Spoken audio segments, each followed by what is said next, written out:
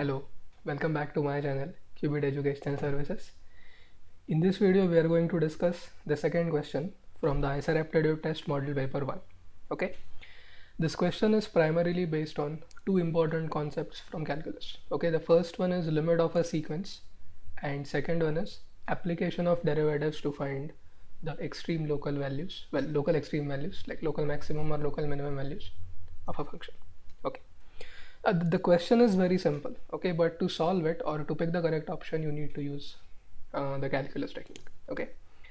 Which is the largest number in the following sequence? 1 raised to 1 over root 1, 3 raised to 1 over root 3, 5 raised to 1 over root 5 and so on. So the general term is 2n plus 1 raised to 1 upon root of 2n plus 1, okay.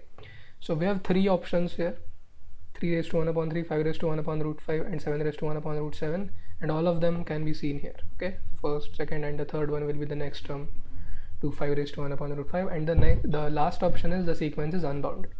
That means given any number, given any real number, there will be at least one term in the sequence which will surpass that, okay. That is the meaning of unbounded sequence, okay.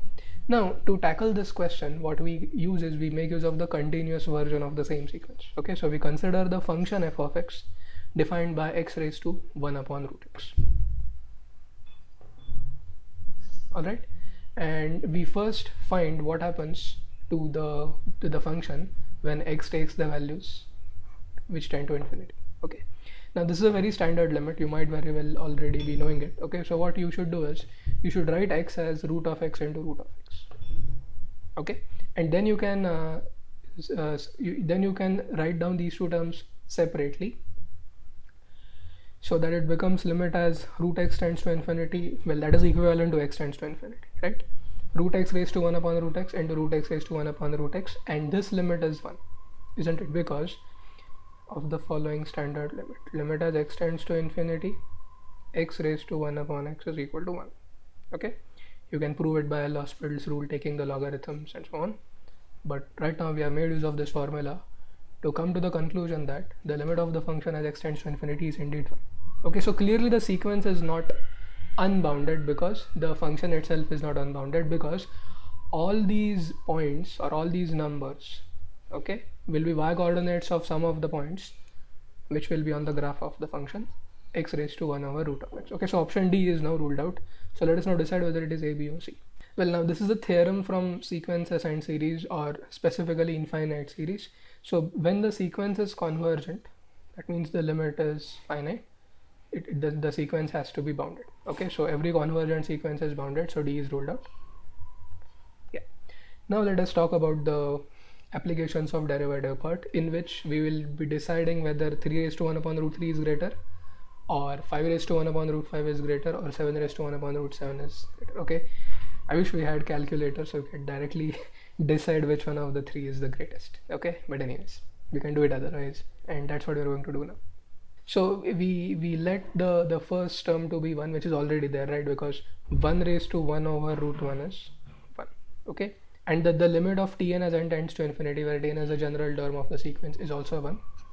So it has to be any one of the three, as we already discussed, okay. If we again return to the continuous version of the sequence, okay, x raised to 1 over root x, and now we try to determine the local extreme value or the intervals of the x-axis in which the function is increasing and the interval in which the function is decreasing, okay. And that has something to do with the sign of the derivative, okay. If the derivative is positive, it means that the function would be increasing there.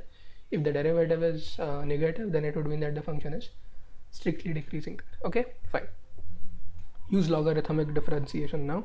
Take the log of f of x, so it will be 1 over root x into log of x, and now you can differentiate both sides with respect to x, okay. Yes, so 1 over f of x into f dash of x, typical application of the chain rule. Now apply the product rule there, okay.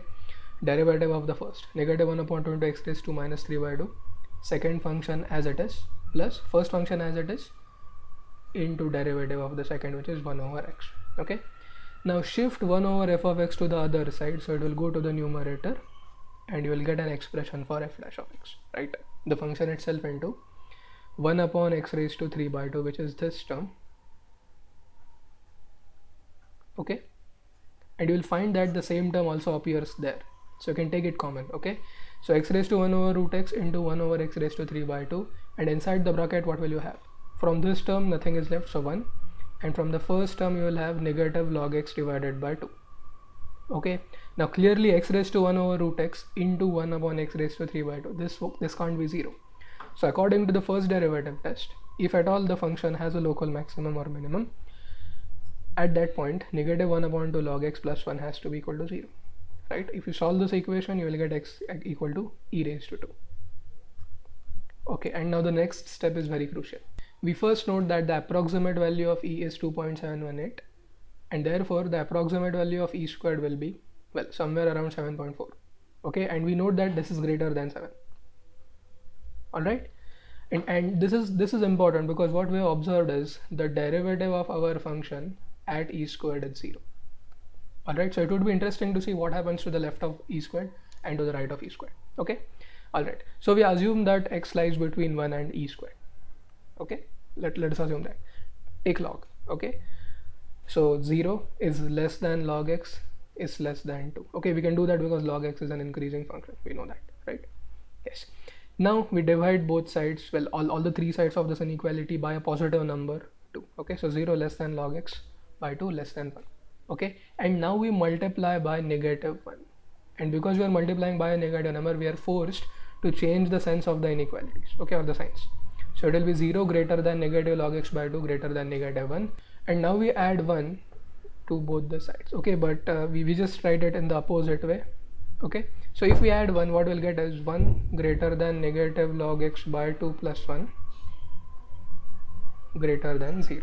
Okay, and you can write it as 0 less than 1 plus negative log x by 2, which is further less than 1. Okay, but most importantly what we have proved is this term always remains positive, okay, for values of x which lie between 1 and e squared. What does this mean? This means that the derivative of the function is always positive. Okay, it is never 0 or never less than 0 when x lies between 1 and e squared. Okay, what does this mean? This means that out of the three options that we had, 3 raised to 1 over root 3, 5 raised to 1 over root 5, and 7 raised to 1 over root 7, the one which is closest to this is the greatest. Okay, and because the function is increasing, so we will pick that one to be the greatest.